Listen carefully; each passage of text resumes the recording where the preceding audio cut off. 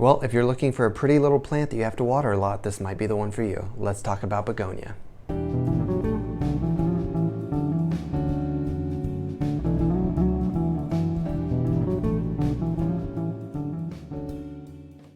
What's up, fellow plant enthusiasts? My name is Dylan Bain and this is Bain's Botanicals. Today we're going to be talking about begonia.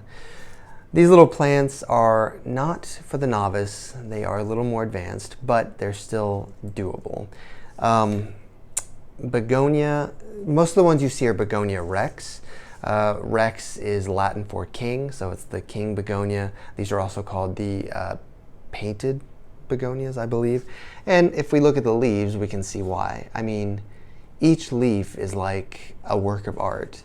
And this is just one like version. There are so many different leaf types of begonia. If you're into it and you can take care of them, you could easily have a collection of gorgeous begonias.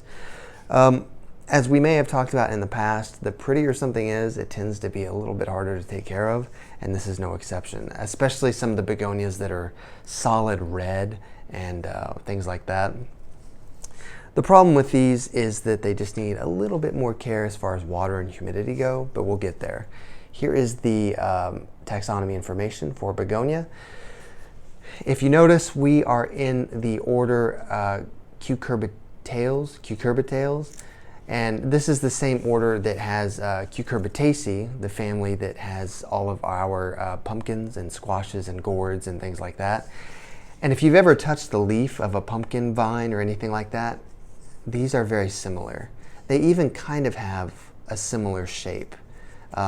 So that's interesting. That's something that I just kind of picked up on recently. I'm like, huh, because I've had pumpkins growing in my yard before, and I can see why these are cousins. Would they be cousins technically? I don't know. Anyway, very beautiful. So let's get into it. Light, these guys need kind of moderate light. They don't really need super bright light, but they're also not really low light. They will get leggy easily if they are low light, but just kind of a medium light, right in the middle. Water, they need to stay moist. You don't really want these guys to dry out. They need consistently moist soil so that, gosh, even this one's a little dry. It still looks good, but I mean, it's ready for water. They're similar to ferns in that when they dry out, they start to crumple and they just start to get, even this one, you notice that it has just a little bit of, hear that crunch a little bit?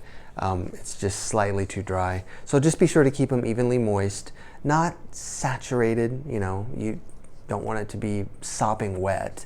It's kind of tricky to find that balance sometimes, but the minute it starts to get kind of, the soil gets a little bit like loose and kind of dry feeling, then you want to go ahead and water it. For soil, just a regular houseplant soil, I still wouldn't do moisture retention because they don't want to be sopping wet. They'll still rot if they're sopping wet, so just be careful.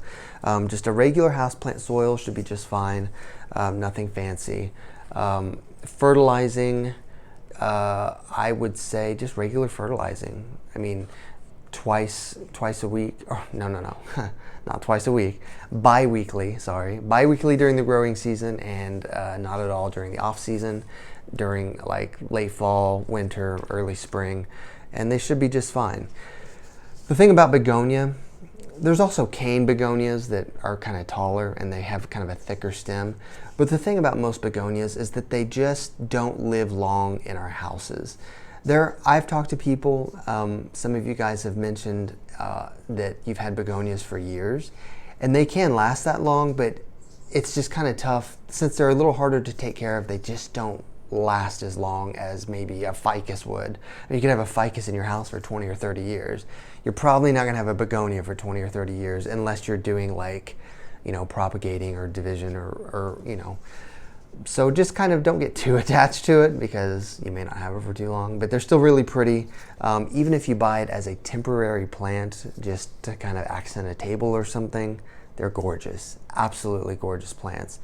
And you just don't see plants, this one's pretty symmetrical, but there are begonias that have asymmetrical leaves that kind of have the heart shape on one side and then like smaller on the other side. They're just so bizarre and beautiful.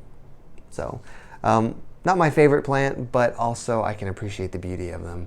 So yes, I think that's all I had about begonias. Let me know if you guys have any questions, or if you have some experiences with begonias you'd like to share. I'd love to hear them. But yeah, thank you so much for supporting me. Thank you for following. Thank you for watching and liking and subscribing and everything. It's been amazing interacting with you guys. Thank you so much. And I will have some more videos real soon. Okay. Thank you so much, and I will talk to you soon.